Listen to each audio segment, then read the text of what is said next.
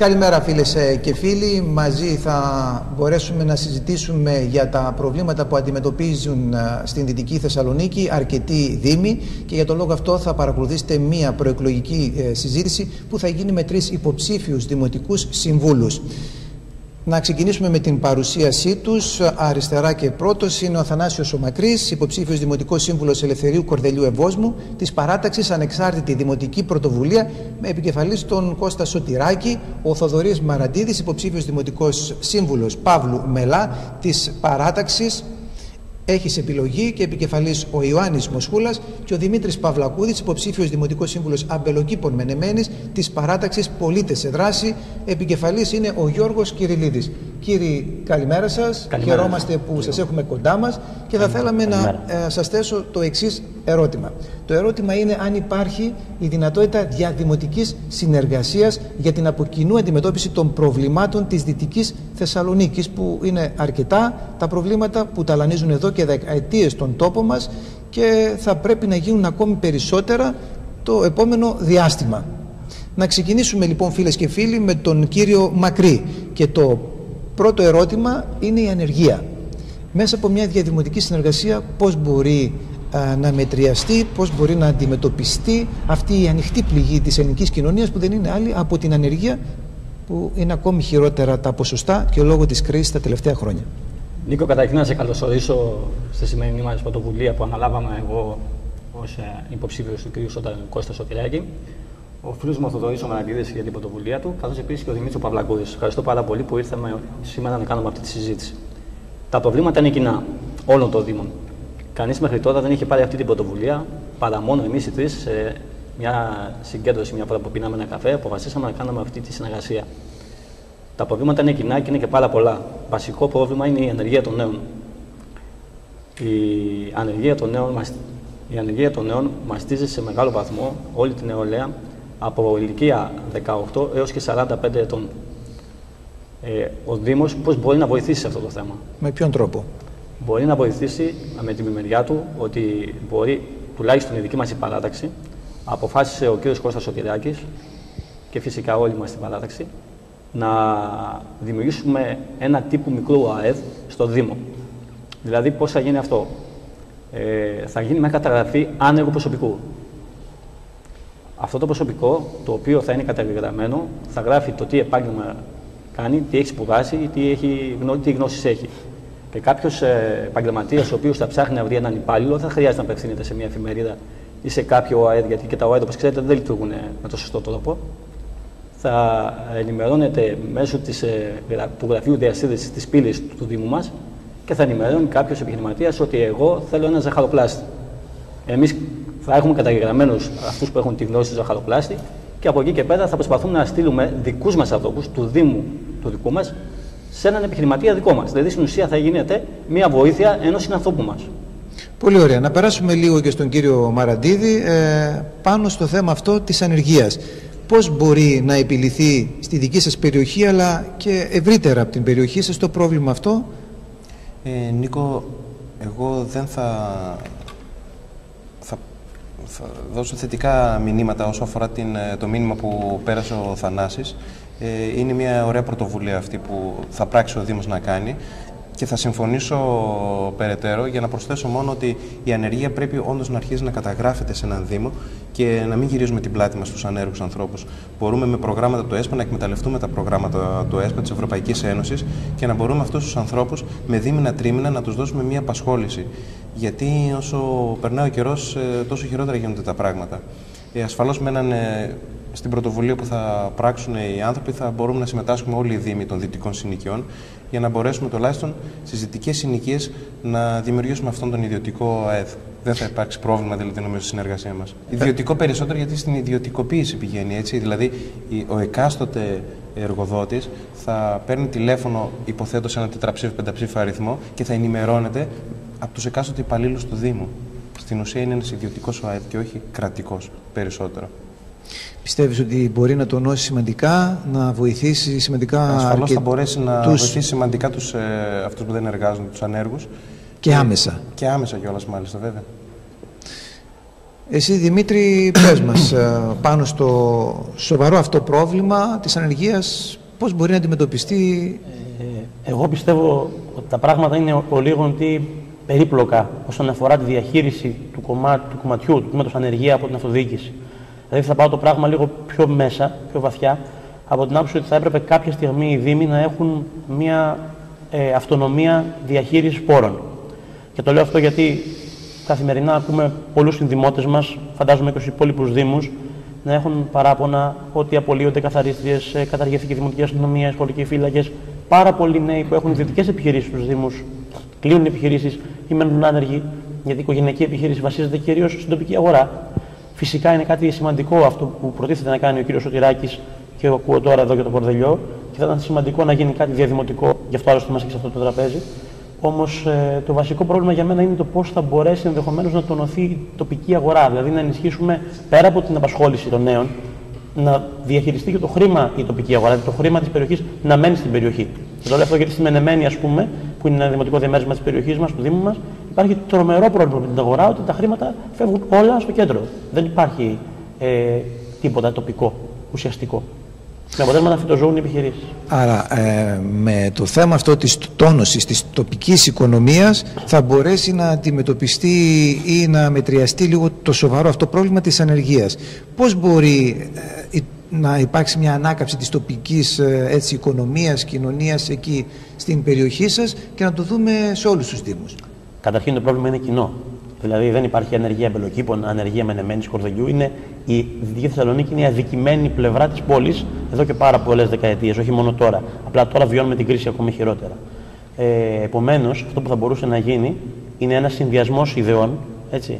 Δηλαδή, αν αυτό που πρότεινε πριν ο Θανάσης γενικευτεί και γίνει κάτι ενιαίο στη Δυτική Θεσσαλονίκη, είναι ένας τρόπος επίλυσης.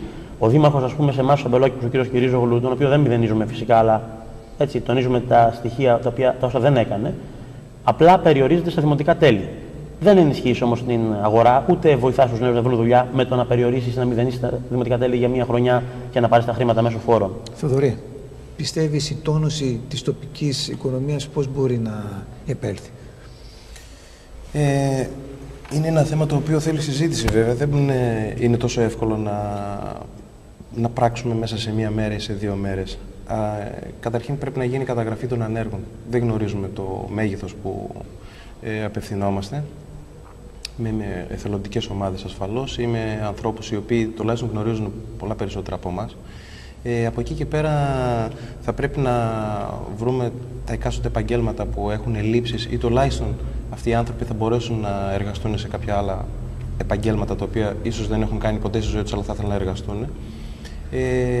Και θα πρέπει κατεβάντα έστω τα δημοτικά τέλη για κάποιους ανθρώπους που θα ήταν βέβαια πάρα πολύ θετικό αυτό το πράγμα και αυτό που κάνει και ο Δήμαρχος αυτή τη στιγμή, να μπορέσει τουλάχιστον να επενδύσει πάνω σε ανέργους, εφόσον δεν θα έχει και ψηλά δημοτικά τέλη. Θα ήταν ευχάριστο να μπορούμε τουλάχιστον δυτικά να συνεργαστούμε σε αυτό το τομέα όλοι μαζί. Θανάση, πώς μπορεί να υπάρξει τόνωση της τοπικής οικονομίας, πιστεύεις, για να βοηθηθεί το κομμάτι του πληθυσμού, το τμήμα του πληθυσμού που αντιμετωπίζει πρόβλημα εργασίας? Πιστεύω, Νίκο, ότι η τοπική αγορά, εκτός από τα προβλήματα της ανεργίας, που υπάρχει ένα από τα μεγαλύτερα προβλήματα, η τοπική αγορά για να τονωθεί πρέπει τη βοήθεια και της τοπικής αυτοδιοίκησης. Αυτό φυσικά δεν γίνεται με το μηδενισμό τελών, γιατί έτσι δεν θα υπάρχουν πόροι στο Δημαρχείο. Φυσικά γίνεται όμως με μια εξοικονόμηση κονδυλίων από το ΕΣΠΑ, τα οποία υπάρχουν αρκετά λεφτά στο ΕΣΠΑ και πρέπει οι Δήμοι κάποια στιγμή να τα απορροφήσουν, να έχουν τη δυνατότητα να απορροφούν κονδύλια. Αυτό μπορεί να γίνει και με την νεανική επιχειρηματικότητα. Δηλαδή να δοθούν χρήματα σε νέους ανέργους, να δημιουργήσουν μια δική τους επιχείρηση και από εκεί και πέρα όμως να στηριχτεί και στα τέλη να μην είναι υψηλά σε κάποιους ανθρώπους οι οποίοι το εισόδημά τους δεν φτάνει σε ένα ποσοστό των 25.000 ευρώ ή των 30.000 ευρώ. Πιστεύω ότι έτσι θα τονωθεί η αγορά. Πρώτον, γιατί εάν έχουμε λίγο χαμηλότερα τέλη σε αυτούς τους ανθρώπους της νεανικής επιχειρηματικότητας που στείλουν αυτή την επιχείρησή τους, πιστεύω ότι δεν θα χρειαστεί αύριο μεθαύριο αυτό το μαγαζί το οποίο ξεκίνησε πριν 1 χρόνο να κλείσει στον επόμενο χρόνο. Ωραία. Ευχαριστώ πολύ. Ακούσαμε λοιπόν τους φίλους υποψήφιους στο κομμάτι της ανεργίας και της τόνωσης της τοπικής οικονομίας, ποιες θα μπορούσαν να είναι οι λύσεις, ποιες είναι οι προτάσεις τους. Θέλουμε όμως να πάμε στο επόμενο μας ερώτημα και δεν είναι άλλο από το ζήτημα του περιβάλλοντος και της καθαριότητας. Είναι ένα πολύ σημαντικό θέμα, έχει σχέση με την ποιότητα της καθημερινότητάς μας και θα ήθελα, Θανάση, να ξεκινήσουμε να μας πείτε και εσείς σαν παράταξη πώς θα αντιμετωπίσετε τα προβλήματα που υπάρχουν στους τομείς αυτούς. Θέτεις ένα σημαντικό ερώτημα, Νίκο. Το περιβάλλον και η καθαριότητα είναι ένα από τα σημαντικότερα και το οποίο ο κ. Σωτηράκης το έχει ως σημαία του στην παράταξη. Εκτός από το θέμα της καθαριότητας, υπάρχει και το θέμα της ανακύκλωσης. Δεν έχει γίνει συνείδηση ακόμη στον Έλληνα και συγκεκριμένα, να πούμε, στο Δήμο Ελευθερίου Κοντελείου Ευόσμου, ότι όταν έχουμε ένα κάτω μπλε και ένα πράσινο, το πράσινο πετάμε τα σκουπίδια, στο μπλε πετάμε αυτό που είναι ανακυκλώσιμο, δηλαδή το γυαλί, το χαρτί, τα πάντα. Έτσι πρέπει να γίνει και αυτό πρέπει να το πετύχει μέσω από τα σχολεία. Να περάσει μέσω από τα σχολεία, είτε του Δήμου μας, είτε και όλη της Ελλάδος. Να γίνει συνείδηση στον άνθρωπο ότι η ανακύκλωση είναι καλό για όλους μας. Ένα είναι αυτό. Το δεύτερο είναι ότι αυτό συμβαίνει εδώ και πολύ καιρό, βέβαια. Υπάρχουν πολλοί δήμοι οι οποίοι έχουν χαλασμένα μηχανήματα. Είτε σκουπιδιάρικα, είτε γερανούς με καλάθια και να βάλουν τις λάμπες στις κολόνες, όπως ξέρετε, με αποτέλεσμα να μην λειτουργεί τίποτα στο Δήμο. Όταν υπάρχει ένα πρόβλημα σε ένα σκουπιδιάρικο και το έχουμε 2 χρόνια να το φτιάξουμε, διότι δεν υπάρχει το κονδύλι ή δεν μπορούμε να το φτιάξουμε, δεν σημαίνει ότι εμείς ως υποψήφοι δημοτικοί σύμβουλοι ή υποψήφοι δήμαρχοι δεν θα μπορέσουν ή μάλλον δήμαρχοι, γιατί θα εκλεγούν αύριο μεθαύριο, δεν θα μπορέσουν να απορροφήσουν κάποιο κονδύλιο, το οποίο είναι μηδαμινό, δεν είναι ακριβό το κόστος. Είναι, άντε να πούμε, 100.000 να φτιαχτεί ένα σκουπιδιάρικο. Σε αυτή την περίπτωση όμως, εγώ προτείνω και κάτι άλλο. Γιατί η σημερινή μας δημοτική συνεργασία που λέμε, είτε με τον Θοδωρή είτε με τον Δημήτρη, αν αύριο εκλεγούμε, αυτό που μπορούμε να κάνουμε είναι ότι, Δημήτρη, θέλω ένα σκουπιδιάρικο για 10 μέρες μέχρι να φτιάξω το δικό μου. Αυτό το πράγμα δεν συμβαίνει πουθενά. Πιστεύω ότι εμείς αυτό μπορούμε να το πετύχουμε εδώ πέρα στη Δυτική Θεσσαλονίκη. Και μην φανταζόμαστε την ενοικίαση του σκουπιδιάρικου, έτσι, να το βάλουμε αλλού. Δεν νοικιάζουμε από άλλον Δήμο κάτι για να το ξεπληρώσουμε. Ναι, εδώ όμως αναφέρει κάτι που έχετε από κοινού σκεφτεί σαν υποψήφοι. Είναι τα καθημερινά προβλήματα που είναι πρώτα στη λίστα όλων, νομίζω, των υποψήφιων δημάρχων. Έτσι, και όχι μόνο σίγουρα του Σωτηράκη, αλλά και του Μοσχούλα. Είναι αυτή η συνεργασία που θα έπρεπε να έχουμε. Θα μπορέσουν να τεθούν εθελοντικές ομάδες, να μπορούν να καθαρίσουν κάποια πράγματα που δεν φτάνει έστω ο Δήμος να τα κάνει ή δεν φτάνουν τα άτομα του Δήμου να τα κάνουν, για να κρατηθεί αυτό το μέρος καθαρό. Κατά δεύτερον, η ανακύκλωση. Η ανακύκλωση παίζει σημαντικό ρόλο. Μπορούν να πάρθουν πάρα πολλοί πόροι, τέλος πάντων, είναι πόροι εισοδήματος αυτό. Νομίζω ότι είσαι και ιδιαίτερα ευαίσθητος σε αυτό το κομμάτι της ανακύκλωσης. Γιατί νομίζω ότι, και σίγουρα θα το επιβεβαιώσω, ότι η ανακύκλωση δεν είναι μόνο ένα κομμάτι των δυτικών συνοικιών, είναι γενικά όλη τη τοπική κοινωνία και τη τοπική αυτοδιοίκηση. Είναι ένα κομμάτι το οποίο θα έπρεπε να επιμεληθούμε όλοι μας και να βάλουμε όλοι κάποιον στόχο και κάποια αρχή, να μπορούμε να μπούμε στα σχολεία, να μάθουμε τι σημαίνει ανακύκλωση, τι σημαίνει αυτοί οι πόροι να μπορούν να ξαναπεράσουν στην κοινωνία μέσα. Είναι ένα κομμάτι το οποίο νομίζω ότι θα έπρεπε να αρχίσουμε πάλι από την αρχή, γιατί δεν υπάρχει παιδεία σε αυτόν τον τόπο. Εννοείς πρέπει να το πάρει λίγο στα χέρια του πάνω και ο καθένας από εμάς, οι τοπικές κοινωνίες. Δημήτρη, πάνω στο κομμάτι αυτό της διαδημοτικής συνεργασίας, καθώς υπάρχουν προβλήματα και στους αμπελόκηπους, πάνω στο ζήτημα της καθαριότητας, του περιβάλλοντος, πώς θα μπορέσει διαδημοτικά αυτό έτσι να αντιμετωπιστεί καλύτερα? Καταρχήν, ο τίτλος, το όνομα της παράταξής μας, ο Αμπελόκηπος και οι Μενεμένοι, πολίτες σε δράση, αυτό προσπάθησαν να περάσουν 3 χρόνια. Και μπορώ να πω με περηφάνεια ότι είμαστε, γιατί ασχολούμαι με τα πολιτικά αρκετά χρόνια, όσο και αν είναι το νερό της ηλικίας, ότι πρώτη φορά βλέπω παράταξη που να προσπαθεί να αναδείξει το κομμάτι της δράσης και της συμμετοχής ακόμα και των ίδιων των στελεχών και των ίδιων των μελών εθελοντικά για την επίλυση σημαντικών προβλημάτων. Παραδείγματος χάρη, με πρωτοβουλία του Δημάρχου υποψηφίου μας, του Γιώργου του Κυριλίδη, προχωρήσαμε στον καθαρισμό του δυτικού θαλασσίου μετώπου της Μενεμένης, που ελάχιστοι γνωρίζουν πιθανόν ότι υπάρχει, γιατί η Μενεμένη είναι τεράστιος δήμος σε έκταση. Είδατε πάλι ότι ο εθελοντισμός παίζει σημαντικό ρόλο σε αυτά τα πράγματα. Είναι σημαντικό κομμάτι και πιστεύω και εγώ στην δύναμή του, στην αξία. Να εργαστούν σε αυτό το κομμάτι. Και μάλιστα, όσο και αν ήμασταν μια νέα παράταξη, οδηγήσαμε τον Δήμαρχο να μας ακολουθεί ουσιαστικά στο κομμάτι της καθαριότητας. Και αυτό το λέω, μπορεί να ακούγεται λίγο ξύμορο. Για ποιο λόγο? Γιατί υπήρχαν περιοχές, ειδικά μετά τον Καλλικράτη, οι οποίες ήταν εντελώς παραμελημένες και σε πάρα πολλούς δήμους Ας πούμε, στην περιοχή του Καϊστρίου στους Αμπελόκηπους, κάναμε καθαρισμό εμείς οι ίδιοι. Στην περιοχή των προκηπίων, σε περιπτώσεις όπως η περιοχή του Βοσπόρου του Ζαζαντζάκη, στη Μενεμένη, απομακρυσμένη, σε άλλες περιοχές στους Αμπελόκηπους. Τι θέλω να πω με αυτό? Ότι πρέπει εμείς οι ίδιοι να δείξουμε, σαν νέα γενιά, γιατί και τα παιδιά είναι στη νέα γενιά, έτσι και όλοι είμαστε νέοι υποψήφοι, ότι δεν μένουμε στα λόγια και στο σχεδιασμό, προγραμματισμό κοπής δεκαετιών του 70 και του 80, αλλά προσπαθούμε εμείς οι ίδιοι να δώσουμε ορίζοντες διαφορετικούς στο θέμα του περιβάλλοντος. Γιατί τα παιδιά μας, νέοι άνθρωποι είμαστε, ασχέτως κομματικών ή πολιτικών παρατάξεων και διαχωρισμών συνόρων, δήμων, τα οποία πιθανόν με ένα νέο καλλικράτη μπορεί να περιοριστούν, έχουν ανάγκη να ζήσουν σε καλύτερο περιβάλλον. Και είναι πάρα πολύ βασικό αυτό. Πάντως θα πρέπει να τονίσουμε ότι υπάρχουν ζητήματα που αυτά, αν από κοινού αντιμετωπιστούν, νομίζω θα υπάρχουν καλύτερα αποτέλεσματα και για όλους σας. Αυτό καταλαβαίνω. Προφανώς. Λίγο, αν μου επιτρέπεις, θα ήθελα να συμπληρώσω για αυτό το πράγμα που είπε πριν από λίγο ο Δημήτρης, ότι είναι άσχημο να βλέπουμε μη κυβερνητικές οργανώσεις να κάνουν εθελοντικές δράσεις και να μην μπορεί να κάνει τοπική αυτοδιοίκηση. Καταλαβαίνετε τι εννοώ. Δηλαδή, δεν θα αναφερθώ σε συγκεκριμένο κανάλι, αλλά είναι κρίμα να βγαίνουν κάποια κανάλια τώρα και να κάνουν εθελοντικές δράσεις, ενώ μπορεί να το κάνει η τοπική αυτοδιοίκηση για να αναδείξει τον πολιτισμό. Καλό είναι και αυτό. Το περιβάλλον. Χρειάζεται να περνάνε τα μηνύματα και από τα κανάλια, Θανάση. Καλό είναι. Απλά όμως θα πρέπει, είναι αυτό που λες και εσύ, να το δουν ακόμη περισσότερο τοπικά και η τοπική αυτοδιοίκηση που πρέπει να γίνει ακόμη πιο ενεργή. Πάμε λίγο τώρα να δούμε τα άλλα θέματα, φίλες και φίλοι, που είναι η παιδεία, είναι ο αθλητισμός, είναι ο πολιτισμός. Θα ήθελα λίγο, Δημήτρη, να ξεκινήσουμε μαζί και να μου πεις για την παιδεία. Για την παιδεία τι πρέπει να γίνει, ποιες είναι οι δικές σας προτάσεις και πώς από κοινού στη Δυτική Θεσσαλονίκη μπορεί έτσι να αναπτυχθεί περισσότερο το θέμα αυτό. Τώρα, Νίκο, θέτεις ένα θέμα πιο ειδικό ενδιαφέροντός μου, γιατί είμαι και φιλόλογος. Ναι. Και βιώνω την κατάσταση ευθέως αντιστρόφως και από τις δύο πλευρές, που λέμε στο κλασικό της φιλοσοφικής. Δηλαδή, υπάρχει πάρα πολύ μεγάλο πεδίο ανάπτυξης της παιδείας και του πολιτισμού στις περιοχές μας. Καταρχήν, υπάρχει ο θεσμός του Λαϊκού Πανεπιστημίου, τον οποίο υπηρετώ διδάσκοντας στο Λαϊκό Πανεπιστήμιο των Σερών, της Κοζάνης και του Κιλκής. Του Κιλκής βασικά και των Σερών, γιατί της Κοζάνης όχι ακόμη. Που είναι ένας θεσμός που υπάρχει εδώ και πολλά χρόνια από το Υπουργείο Παιδείας και Διαβίου Μάθησης, που παρέχει τη δυνατότητα σε ανθρώπους με πολύ χαμηλό ανύπαρκτο κόστος, σε συνεργασία με τους Δήμους, να πάρουν μόρφωση και γνώσεις πάνω σε αντικείμενα όπως ιστορία, ο πολιτισμός. Επίσης, θα μπορούσαν να γίνουν φεστιβάλ. Εμείς έχουμε χώρους, και ο Δήμος Παύλου Μελά, το στρατόπεδο Παύλου Μελά, και εμείς το στρατόπεδο Μέγας Αλέξανδρος, και ο Δήμος Κορδελιού Ευόσμου έχει χώρους. Θα μπορούσαν ουσιαστικά να αναδειχθούν η τοπική ιστορία, η τοπική μουσική, να γίνει ένα φεστιβάλ κουζίνας, ακόμα και περιπτώσεις ανάδειξης τοπικών εθήμων. Έτσι, πιο πολύ εδώ πέρα είναι ποντιακής καταγωγής, μικρασιατικής καταγωγής, από άλλες ομάδες.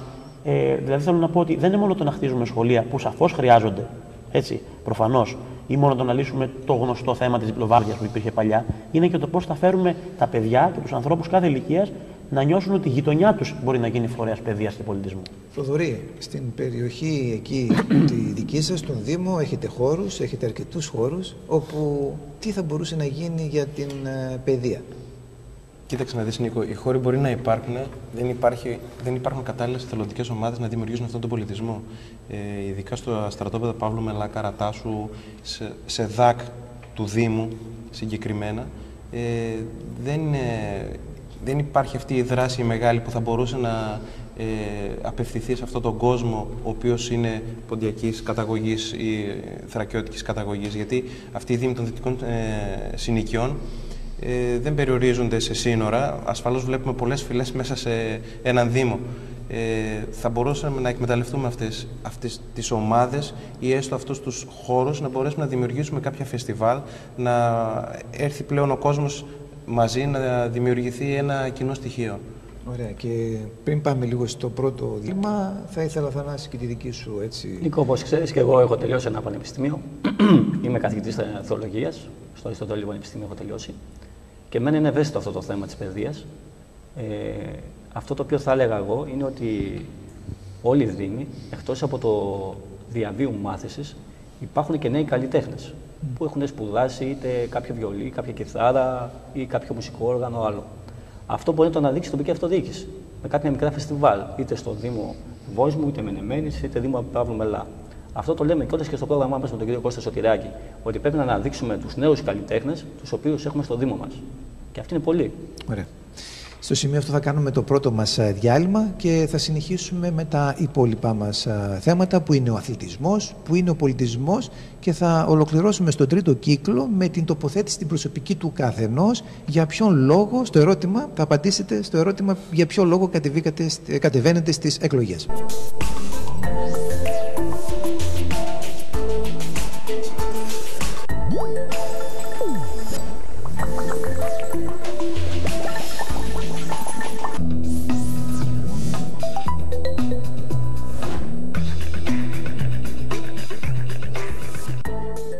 Συνεχίζουμε λοιπόν την κουβέντα μας με τους τρεις υποψήφιους δημοτικούς συμβούλους εδώ στην Δυτική Θεσσαλονίκη. Να ρωτήσω λίγο τώρα τον Δημήτρη Παυλακούδη σχετικά με την αξιοποίηση των ελεύθερων χώρων, των χώρων των στρατοπέδων και σε συνδυασμό με την ποιότητα ζωής για τους δημότες. Τι θα πρέπει να γίνει το επόμενο διάστημα στο θέμα αυτό? Καταρχήν, και τα στρατόπεδα είναι ακόμη ένας χώρος που ενώνει τη Δυτική Θεσσαλονίκη, γιατί ουσιαστικά είναι οι μόνοι πνεύμονες ανοιχτοί, πρασίνου ενδεχομένως, που μπορούν να αξιοποιηθούν από τους Δήμους μας. Το λέω αυτό γιατί υπάρχει το στρατόπεδο Πακυριαζή, υπάρχει το στρατόπεδο Παύλου Μελά, έχουμε εμείς στο Δήμο μας Αμπελόκηπους και Μενεμένη το στρατόπεδο Μέγας Αλέξανδρος. Φυσικά εμείς έχουμε πρόγραμμα εδώ και πολλά χρόνια, το οποίο προτείνουμε και το καταθέτουμε στους δημότες μας με συνέπεια κάθε φορά, γιατί θέλουμε τα στρατόπεδα να είναι χώροι αναψυχής, να είναι χώροι πολιτισμού, να είναι χώροι που θα μπορεί να ανασάνει ο πολίτης. Ένα από τα βασικά προβλήματα, Νίκο, που είχαμε φέτος, και ειδικά το αισθανθήκαμε φέτος τόσο έντονα, ήταν η αιθαλομίχλη. Έτσι, ήταν ο αέρας της πόλης και γενικά που ήταν επιβαρημένος στο φουλ. Επίσης, τα παιδιά μας δεν έχουν χώρους να παίξουν.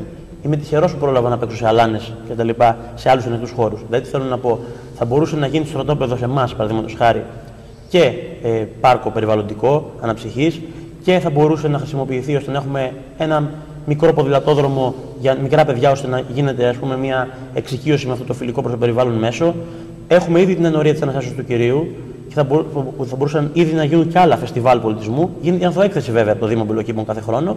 Όμως δεν αρκεί το να έχει ένα στρατόπεδο τόσο μεγάλης έκτασης ενεργό μόνον 15 με 20 μέρες το χρόνο. Μάλιστα. Θοδωρή. Αυτό είναι και το πιο βασικό, νομίζω, που είπε ο Δημήτρης. Ότι τα στρατόπεδα πρέπει να είναι κάθε μέρα σε ενέργεια, κάθε μέρα να έχουν κόσμο και κάθε μέρα να προσφέρουν τις αγκάλες τους ανοιχτές στον κόσμο. Να μπαίνει ο κόσμος μέσα, να παίζει, να υπάρχουν ποδηλατόδρομοι που δεν υπάρχουν πουθενά στη Δυτική Θεσσαλονίκη. Αυτό είναι ένα βασικό πρόβλημα, γιατί το ποδήλατο το θεωρούμε πλέον επικίνδυνο να ανέβουμε σε ένα ποδήλατο, γιατί δεν μας προσέχουν. Αυτό είναι το πιο βασικό. Από εκεί και πέρα δεν υπάρχει παιδεία για να έχουμε ένα ποδήλατο στο σπίτι μας. Είναι ένα άλλο θέμα αυτό που θα μπορούσε να τεθεί. Το επόμενο που τέθηκε σαν πρόβλημα ή σαν θέμα είναι η πράσινη ανάπτυξη μέσα στους περιβαλλοντολογικούς αυτούς χώρους, μέσα στους Δήμους μας. Το έχουμε αμελήσει πάρα πολύ το θέμα. Ειδικά τα στρατόπεδα έχουν αμεληθεί πάρα πολύ, επειδή σίγουρα κατά μεγαλύτερο ποσοστό δεν ανήκουν ακόμα σε Δήμους. Με αποτέλεσμα να τα αφήνουμε να φυτρώνουν τα χόρτα μέχρι εκεί πάνω, να φοβόμαστε να μπούμε μέσα στα στρατόπεδα, ειδικά τη νύχτα γιατί δεν φωτίζονται, και θέτω τα στρατόπεδα γιατί αυτά είναι ο μοναδικός μας πόρος για να μπορούμε να πάμε κάπου να αφήσουμε ελεύθερα τα παιδιά μας να παίζουν. Γιατί οι αλάνες πλέον έχουν λείψει από τη γειτονιά μας. Από εκεί και πέρα νομίζω ότι θα μπορούσαν να πάμε πάλι στην ανεργία, θα μπορούσαν να μπουν ομάδες μέσα να τακτοποιηθούν όλα, να έχουμε κάποιους χώρους στους οποίους θα μπορούσαμε να απευθυνθούμε στον ελεύθερο μας χώρο. Θανάση, θα ήθελα λίγο και εσύ για την αξιοποίηση των χώρων μέσα στον αστικό ιστό. Είναι ένας μεγάλος δήμος και ο δικός σας, στον Εύωσμο, στο Κορδελιό. Κατά πόσο θα μπορέσει έτσι να λυθούν κάποια χρονίζοντα σοβαρά θέματα στον τομέα αυτό? Νίκο, πολύ σωστή η ερώτησή σου. Θα έλεγα το εξής. Τα στρατόπεδα μπορούν να αξιοποιηθούν είτε με χώροι πρασίνου, είτε με φωτοβολταϊκά, γιατί είναι μεγάλα τα στρατόπεδα, όπως γνωρίζετε, είναι τουλάχιστον πάνω από 30-40 στρέμματα το κάθε στρατόπεδο, τα οποία θα μπορέσουν να προσφέρουν πόρους προς την τοπική αυτοδιοίκηση. Συγκεκριμένα στο Δήμο Ελευθερίου Κοντολίου Ευόσμου θα πω το εξής. Έχουμε το οικόπεδο της ΔΕΗ, που είναι 28 στρέμματα, αν έχετε ακουστά, το οποίο αυτό μπορεί να γίνει ένα πολύ ωραίο πάρκο ή ένα ωραίο χώρος πρασίνου που να παίζουν τα παιδιά μας αύριο μεθαύριο, να έχει κούνιες, να έχει παιδικές χαρές, να έχει τα πάντα τα οποία λείπουν αυτά μέσα από το Δήμο Κοντολίου Βόσμου. Να σκεφτείτε ότι αν πετάξετε με ένα ελικόπτερο από πάνω, το μόνο πράσινο το οποίο υπάρχει στο Δήμο Κοντολίου Βόσμου είναι το γήπεδο του Αστέρα.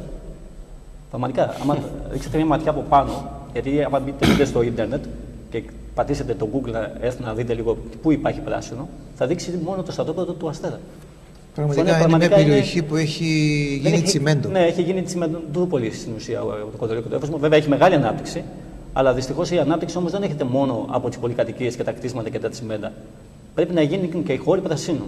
Ο κ. Κώστας Σωτηράκης το έχει αναδείξει αυτό σε πολλές ομιλίες του και το έχει πει ότι πρέπει να γίνουν πάρκα, πρέπει να γίνουν παιδικές χαρές. Να μπορούν αυτά τα παιδιά να μπορούν να πάνε να παίξουν ελεύθερα. Έχετε και τους χώρους πάνω από την περιφερειακή, αλλά και εκεί αν υπήρχε κρίση θα ήταν τσιμέντα. Μπράβο, ακριβώς. Τσιμέντο θα ήταν. Πολύ σωστό, ναι. Λοιπόν, κύριε, ολοκληρώσαμε την κουβέντα μας, αλλά θα ήθελα και κάτι τελευταίο από εσάς. Θα ήθελα στο σημείο αυτό, φίλες και φίλοι, να ρωτήσω το τελευταίο, που είναι ο λόγος που σας οδήγησε να κατεβείτε να διεκδικήσετε κι εσείς την θέση αυτή στους Δήμους σας. Να ξεκινήσω από τον Δημήτρη. Νίκο, καταρχήν ένα συχνό ερώτημα που ακούμε από συνομιλίκους και νέους είναι: σε ικανοποιεί η κατάσταση στην περιοχή σου? Σε εκφράζει η πολιτική? Η απάντηση είναι πως αν με εξέφραζε απόλυτα η πολιτική, δεν θα ασχολούμαι. Ακούγεται λίγο παράδοξο αυτό. Δηλαδή, η ανάγκη να βελτιωθεί η ποιότητα ζωής των συμπολιτών και ειδικά των νέων παιδιών με οδήγησε στο να ασχοληθώ με την αυτοδιοίκηση. Σαφώς με επηρέασε βέβαια και το ότι έχουμε την τύχη να έχουμε έναν άνθρωπο, τον Γιώργο τον Κυριλίδη, ο οποίος είναι άνθρωπος της συμμετοχής, της προσπάθειας και του αγώνα, που δίνει ρόλο στους νέους ανθρώπους και που ουσιαστικά μας έδωσε ένα όραμα για μια διαφορετική κατάσταση στους αμπελόκηπους και τη Μενεμένη. Αυτό είναι και το πιο βασικό νομίζω για όλους τους νέους δημάρχους. Η ανάγκη να δημιουργήσουμε κάτι καινούριο σε αυτό το Δήμο, με νέους ανθρώπους πλέον και όχι με τους παλιούς, να μπορούμε να υπάρχει ένας ανταγωνισμός ασφαλώς, γιατί πάλι οι ίδιοι θα βγουν, αν δεν βγουν νέοι άνθρωποι, να μπορούν να έρθουν κόντρα με αυτούς τους ανθρώπους. Εμείς από την παράταξη έχεις επιλογή, αυτό το πράγμα επιδιώξαμε, να είναι όλοι νέοι, με φρέσκες ιδέες, να μπορούμε να στηρίξουμε αυτόν τον τόπο μας έτσι όπως τον ονειρευόμαστε. Θανάση. Νίκο, ακούω πολλούς φίλους μου να μου λένε γιατί κατέβηκες στις εκλογές. Θα σου πω το εξής. Από μικρό παιδί ασχολούμαι με τα κοινά, είτε σε φοιτητικές τάξεις στο πανεπιστήμιο, είτε, δεν ξέρω αν το γνωρίζετε, είμαι ο ιδρυτής της Ένωσης Στρατιωτικών Κεντρικής Μακεδονίας και μέλος της Ένωσης αυτή τη στιγμή, ο οποίος έχω πάντα ανησυχίες. Είμαι ανήσυχο πνεύμα, για να καταλάβετε. Αυτό που θα έλεγα είναι ότι δεν μπορώ να κάθομαι σε μια καφετέρια, να πίνω ένα καφέ και να λέω πω αυτό είναι έτσι, αυτό είναι αλλιώς. Εγώ τι έκανα, τι μπορούσα να κάνω, πώς μπορώ να βοηθήσω. Γι' αυτό λοιπόν, όταν μου έκανε την πρόταση ο κ. Κώστας Σωτηράκης, και τον ευχαριστώ πάρα πολύ που με συμπεριέλαβε στο ψηφοδέλτιό του, είπα θα μπορέσω να βοηθήσω από όπου μπορώ, όσο μπορώ. Εάν εμείς οι Έλληνες, οι νέοι, τα νέα παιδιά, δεν ασχοληθούμε έστω με την τοπική αυτοδιοίκηση, γιατί από εκεί ξεκινάνε όλα. Την τοπική αυτοδιοίκηση και μετά πηγαίνουν γενικά στην Ελλάδα, το πρόβλημα της Ελλάδας, το οικονομικό πρόβλημα που υπάρχει και αυτά. Εμείς οι Έλληνες, οι νέοι, τα νέα παιδιά, θα σηκώσουμε ψηλά την Ελλάδα. Είτε από αυτή την οικονομική κρίση, είτε από οποιοδήποτε άλλο πρόβλημα υπάρχει. Ωραία. Φίλες και φίλοι, το πιο βασικό είναι ισχύς εν τη ενώση. Αν μπορούμε να συνεργαστούμε πολλοί δήμοι μαζί για να μπορούμε να ανταπεξέλθουμε σε αυτή την κρίση. Ελπίζω και εύχομαι μετά τις εκλογές να υπάρξει περισσότερη συνεργασία σε αυτό το θέμα. Η διαδημοτική συνεργασία νομίζω θα λειτουργήσει υπέρ της περιοχής ευρύτερα και θα δώσει περισσότερες και πιο άμεσες λύσεις. Εμείς ευχαριστούμε πάρα πολύ τους φίλους υποψηφίους που ήταν κοντά μας, που απάντησαν στις ερωτήσεις μας, σε αυτές τις ερωτήσεις που έχουν μεγάλη σημασία για τη Δυτική Θεσσαλονίκη. Να είστε καλά. Ευχαριστούμε πολύ.